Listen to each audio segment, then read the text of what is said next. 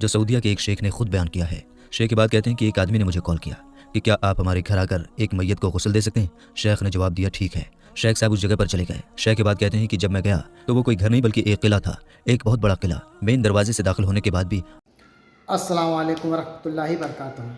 उम्मीद है आप लोग सब खैरियत से होंगे। मैं भी अल्हम्दुलिल्लाह अल्लाह का लाख लाख शुक्र है, सन खैरियत से हूँ।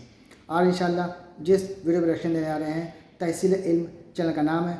इनके चैनल का लिंक मैं डिस्क्रिप्शन बॉक्स में दे दूँगा।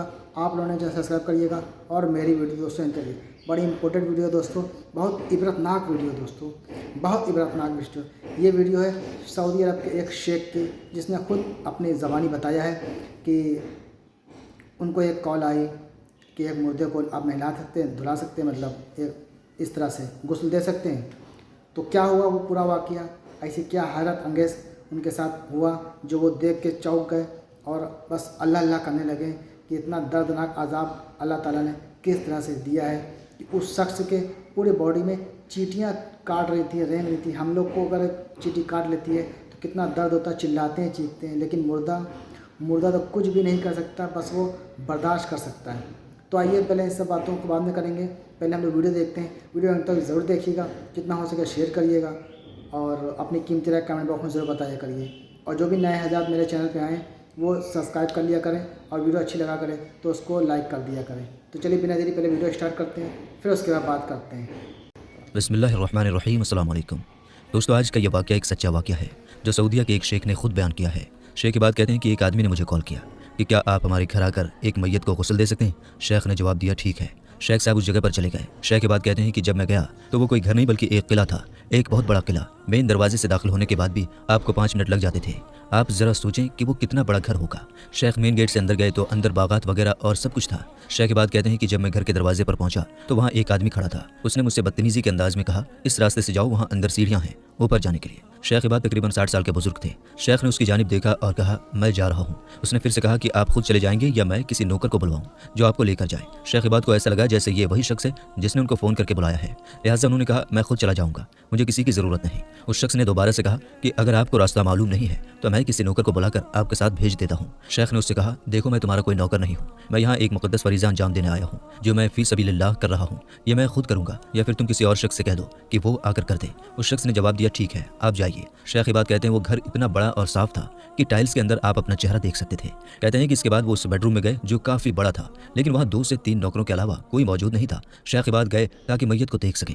उसका जिस्म एक चादर से ढका हुआ था। जब शेख के बाद ने कपड़ा हटाया ताकि चेहरा देख सके तो उन्होंने देखा कि मैयत के कान और नाक से चींटियां निकल रही थीं और उसकी गर्दन पर चिपकी हुई थी। और जब उन्होंने मजीद कपड़ा हटाया तो देखा कि पूरे जिस्म पर छोटी छोटी चींटियां मौजूद थीं। शेख हैरान रह गए। नीचे फर्श पर देखा तो सब कुछ साफ था, नीचे कुछ नहीं था। फिर ये चींटियां कहाँ से आ रही थी और ये चींटियां पूरे जिस्म पर घूम रही थी। शेख के बाद कहते हैं कि मैंने कपड़ा वापस डाल दिया कि मैं ये कैसे करूंगा। कहते हैं कि मैंने एक और शेख को कॉल किया, उन्होंने कहा मुझे तो फला फला मसला है, मैं तो नहीं आ सकता। शेख बाद ने एक और शख्स को कॉल की तो उसने कहा, शेख बाद अगर आप मुझसे गुस्ल के मुरव्विजा तरीक़ों के बारे में पूछें तो मैं बता सकता हूँ। अगर आप सवाल करें कि एक जली हुई लाश को कैसे गुस्ल देते हैं तो मैं आपको जवाब दे दूंगा। अगर आप मुझसे टुकड़े टुकड़े जिस्म के गुस्ल के बारे में पूछें तब भी मैं आपको बता सकता हूँ। लेकिन मैयत की जो हालत आप मुझे बता रहे हैं ऐसा तो कोई किताब में दर्ज नहीं है। आप जो करना चाहते हैं करें, मैं कुछ नहीं कह सकता। यानी उसने साफ हाथ खड़े कर दिए, लेकिन मैं आपको किसी किस्म का मशवरा नहीं दे सकता।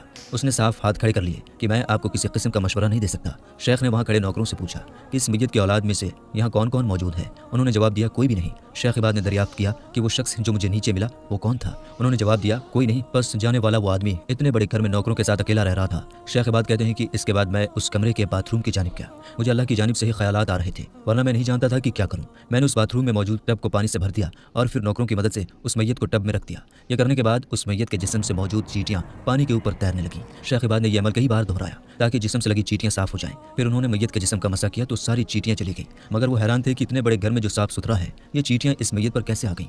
ना ही वहाँ कोई ऐसा सुराख मौजूद था जहाँ से चींटियां आ जाती। बहरहाल उन्होंने मैयत को पानी से निकालकर दोबारा बिस्तर पर रखा और मुरव्विजा आम तरीके से जिस्म पर मसा करने लगे।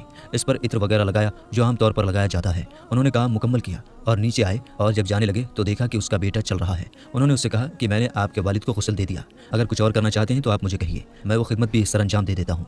बड़ी सख्ती और बदतमीजी के साथ उस नौजवान ने कहा कि वो सामने कमरा ड्राइवर्स के लिए है, वहाँ चले जाइए और खाना खाइए। शेख बाद हैरान रह गए कि ये क्या तरीका है, आखिर क्या चल रहा है। इस तरह बातचीत क्यों की जा रही है? जब उसने दोबारा कहा वो सामने ड्राइवर के कमरे में जाओ और खाना खा लो, शेख इबाद ने कहा कि मैं ये सब कुछ अल्लाह की रज़ा की खातिर कर रहा हूँ, आपसे खाना या पैसे नहीं मांग रहा। शेख इबाद उस घर से निकलकर बाहर रोड पर खड़े हो गए, क्योंकि जो ड्राइवर उन्हें वहाँ पर लेकर आया था वो इसी शख्स का मुलाजिम था और शेख नहीं चाहते थे कि वो इस शख्स से मजीद कोई मदद ले। शेख इबाद वहाँ पर खड़े थे तो इस बदतमीज इंसान का बेटा और मरहूम का पोता वहाँ पर आया, जिसकी उम्र तकरीबन 18 साल थी। उसने देखा कि शेख रोड पर खड़े हैं तो वो उनके करीब आया और नरमी से बातें करने लगा कि मैं माफ़ी चाहता हूँ, इस हालत पर मैं अपनी गाड़ी लाता हूँ और आपको छोड़ाता हूँ। शेख इबाद कहते हैं कि मेरे मना करने के बावजूद वो अपनी गाड़ी ले आया और उन्हें अपनी गाड़ी के अंदर बिठा लिया। उमूमन इंसानों की आदत होती है कि जब वो कुछ अच्छा या बुरा देखते हैं तो ये जानने की कोशिश करते हैं कि आखिर इसके पीछे की क्या वजूहात हो सकती हैं।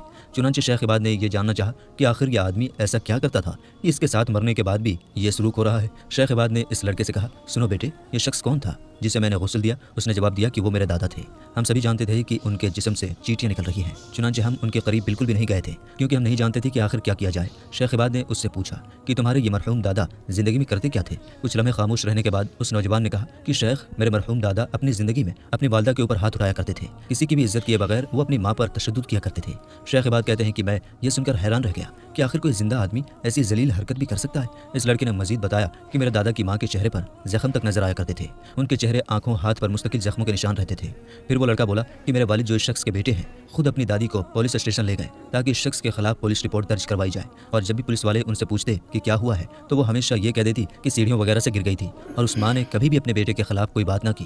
हालांकि ये मार धाड़ हर हफ्ते हुआ करती थी और पुलिस भी ये जान गई थी कि इस घर में ये सब कुछ हो रहा है, लेकिन माँ अपने बेटे के खिलाफ कुछ भी बताने से इनकार कर दिया करती थी और बेटे इसके खिलाफ कुछ नहीं कर सकते थे। और जो शख्स ये हरकतें कर रहा था वो उनका बाप था, लेकिन कुदरत ये सब देख रही थी। चुनांचे इस शख्स का अंजाम ये हुआ कि जब इसकी मौत हुई तो ना तो इसका सगा बेटा, ना इसका पोता और ना इसके नौकर, हत्ता कि घर का कोई फर्द भी उसकी मदद करने के काबिल ना था, और इस पर अल्लाह ताला ने चींटियों का अजाब भेजा। कोई नहीं जानता था कि ये चींटियां कहाँ से आई हैं और कैसे इसके जिस्म को काट रही हैं। एक हदीस में आता है कि मुर्दे की हड्डियां तोड़ना ऐसा है जैसे किसी जिंदा की हड्डियां तोड़ना, यानी मुर्दा भी वही दर्द महसूस करता है जो किसी जिंदा आदमी को होता है। तो ज़रा इस शख्स के बारे में सोचिए कि इस शख्स के नाक और कान और आंखों से चींटियां बाहर निकल रही थी, अंदर जा रही थी, उसके पूरे जिस्म पर काट रही थी। इस पर क्या गुजर रही होगी?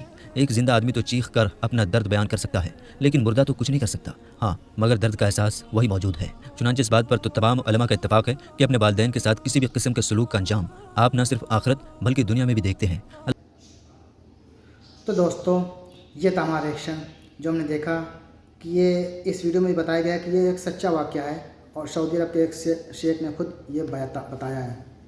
तो खैर, ये बताया हो या ना बताया, बात तो ये अलग है, लेकिन दोस्तों मेरे भाइयों, कब्र का जो हाल है वो बहुत दर्दनाक अज़ाब है। कब्र का जो भी इस कब्र के अज़ाब से निकल गया वो हर जगह से निकल जाएगा, और जो यहाँ फंस गया वो हर जगह फंसता हो जाएगा। ये समझ लीजिए, हमारे साथ इस दुनिया से जब भी हम जो जाएंगे, सिर्फ हमारे अमाल हमारे साथ जाएंगे और हमारे साथ कुछ भी नहीं जाएगा। जो हमने अच्छे काम किए होंगे वो जाएंगे और जो बुरे काम किए होंगे वो जाएंगे।